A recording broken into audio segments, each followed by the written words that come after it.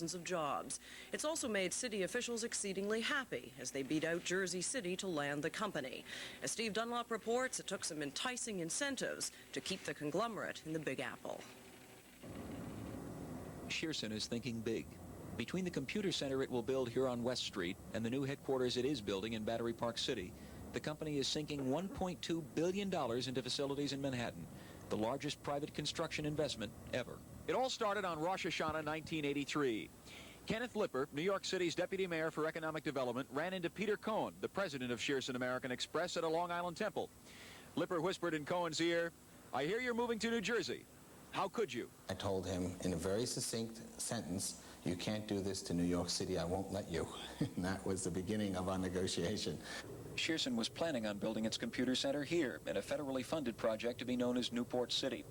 What followed was an economic tug-of-war in which New York City made some major concessions.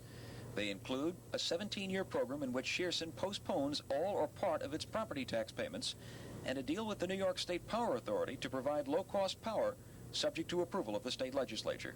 The competition was between Brooklyn and Jersey City.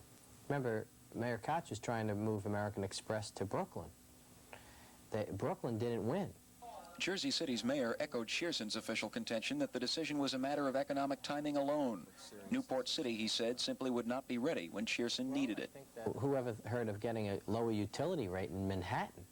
I think the problem they're going to have is that every company in New York City, all of the 5 boroughs, are going to pay a higher utility rate than American Express. Now, if you were a company in New York, which you are, you would want to have a lower utility rate too. If you keep handing out these goodies, so to speak, what's to prevent every business in New York City from knocking on the door eventually? Well, in relation to what I just described, the amount of goodies we handed out is like a bubblegum wrapper in terms of what we're getting for it. We're talking about getting, over $30 million a year of taxes, and what we handed out that isn't going to be available to any other business on a just as of right basis is about $4 million of cheaper electrical power. But the war is far from over. Mayor McCann is exploring a lawsuit against Lipper for allegedly calling this part of Jersey City a toxic waste dump, even though Shearson called that a phony issue. But in the end, Mayor McCann may not need the courts to prove his point.